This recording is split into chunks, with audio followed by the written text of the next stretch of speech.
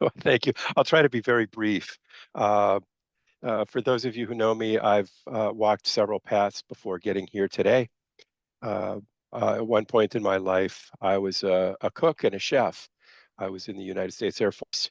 I had the great privilege and joy of working with a crew of our esteemed pilots who were required to live in a bunker for 7 days on and a couple of weeks off. And so they taught me a lot about patience, and I learned how to prepare food for a range of people.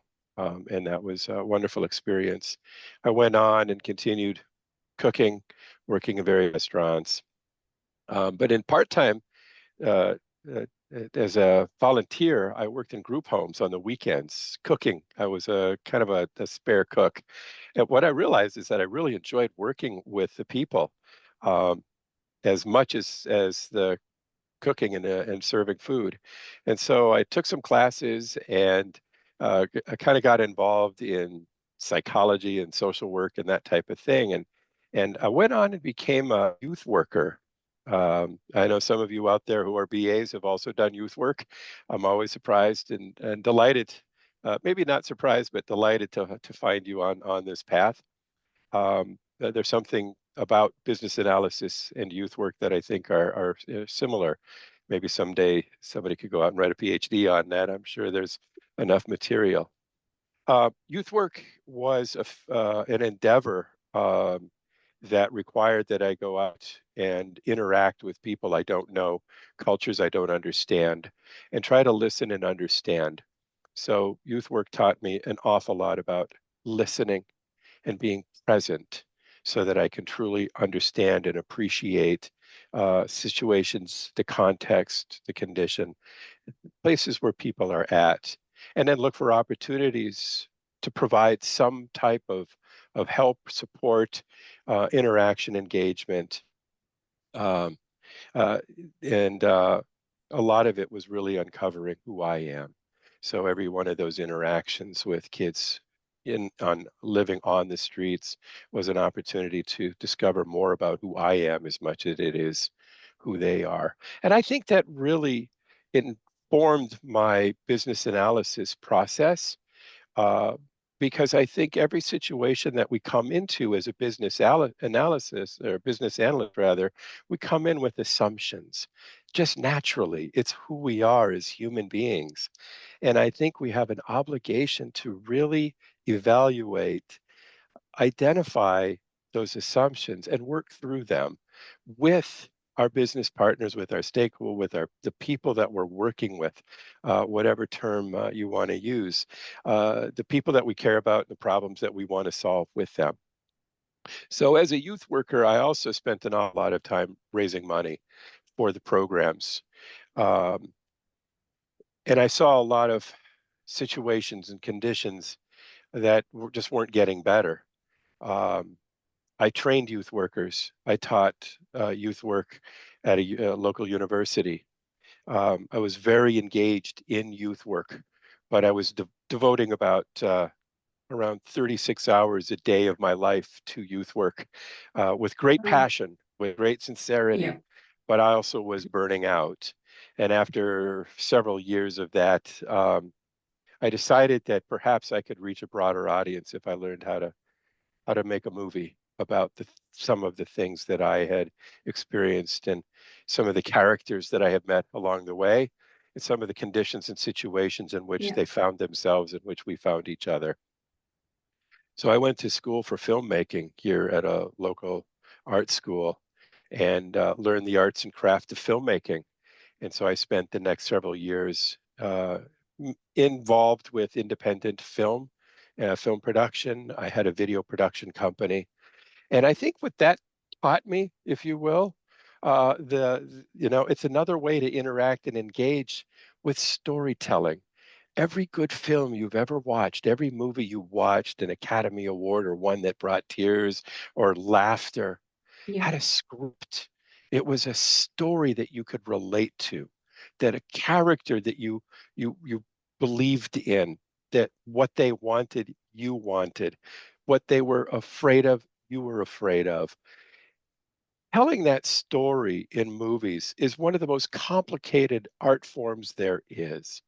And I learned to appreciate that. Learning how to tell stories, learning how to listen to stories Yeah. also truly informed my business analysis skills and capabilities. Isn't it what we do telling a story? A compelling story, a story that truly interests someone enough to want to do something, make a Yeah. change, right? And again, going back, I wanted to tell stories in film about how to make change, how to make the world a better place. Mhm. So, I worked for several years. I worked actually for a couple of years on one film, and we finally released that picture. Unfortunately, the weekend that we released it was also 9/11, and there were no Oh, yes. film attendees Yeah. for that weekend or for the following weekends. At the same time, I had some health conditions, and I needed insurance. Working independent film, I didn't have the privilege or having insurance, health care, or dental care. So I needed to get some health insurance. So I went to work for a company that my brother worked at, and I was a technician a long time ago, right after the Air Force. I had mentioned this. I went to school for chemical engineering. Now, I never completed the program, so I don't really talk about that very much. But it did give me enough credits to enter into a technical field in a high-tech wafer manufacturing company. So I started working as a technician and engineer for high-tech wafer fab, and with my passion and with my desire to make the world better, uh, I got to meet a lot of interesting people and express my interest in doing other things and growing my knowledge and my appreciation for the work that they were doing. I became a manager, and I managed groups of technicians and operators for a few years. But my passion was in IT. So when I was in filmmaking, that was also a transition time for the movie industry, where we were transitioning from film. All the movie theaters in the world projected 35 millimeter film or 16 millimeter film. And so during that transition period, um, I was working in the editing room, taking film and transferring it to video. And then we had video technology to edit film. So I was right in the cusp of the digital transformation of the film industry. And I got to learn and do some truly amazing things with technology, with digital technology, with blending sound and video, and I got to work with some of the masters of that field. So I have technical skills with computers that were sort of unique. And with that, I took those skills and that knowledge and that desire to learn more about technology and apply those skills. And so I dropped the role of manager and worked as a network technician on the night shift, right? Uh, no one wanted the job. And what I liked about it is that you had to know kind of everything, right? Not deep Mhm. knowledge, but broad knowledge. Yeah. So again, spending the weekends trying to puzzle through, solve networking, technical, computer-related digital issues. And so I did that for several years and rose through, I took courses. At one point, my manager asked me, he says, "What do you do here?" Because it's not desktop support. So what is it? I had been spending most of my time with the engineers, with the PhD teams, helping solve their technical problems. And so I told my manager, I don't know what I do. I don't know what I am, but I'll come back to you in a few weeks. So I went off and I started researching what is it that I'm doing? I spend most of my time with the engineers trying to understand their problems. And then I work with the computer team, the network, and the infrastructure team to help puzzle through what are the capabilities that we Yeah. have? How could we convert some of those to solve some of their problems? After a few weeks, I came back and I told my boss, I said, "Joe, I know what I am. I'm a business analyst." Yay. So that was the beginning of my my recognition of who I am. There was a chapter meeting that happened literally in the hotel across the parking lot from where I worked. So I Mm. started going to those monthly meetings. That was back in 2007.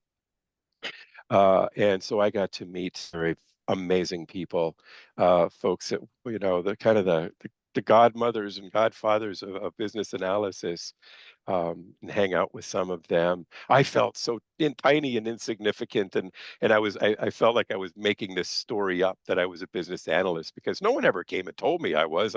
I kind of decided that that's what I was, and so I always had this sort of, well, I'm not really a business analyst. You people are a business analyst, and I'm like, whoa, it's so cool.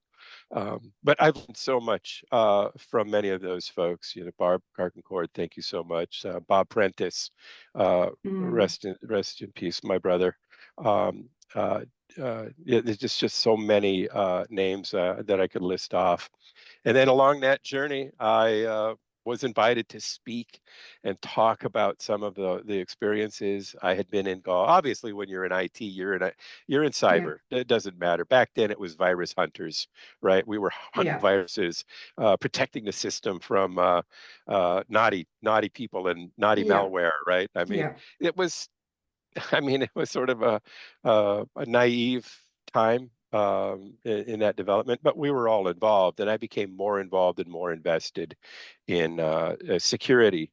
Again, coming from a military background, having a military background, I understand the importance of threats and how to work with threats and risk, Yeah. using some of that knowledge and expanding that into cyber. Uh, and then I actually got to work on real cyber projects um, as a business analyst, working for some big Fortune 500, Fortune 100, even Fortune 10 companies to develop cyber solutions, cybersecurity related solutions. So I hope that was what you were looking for. I hope that wasn't too long, and I apologize for No, taking it this wasn't this too long. valuable time.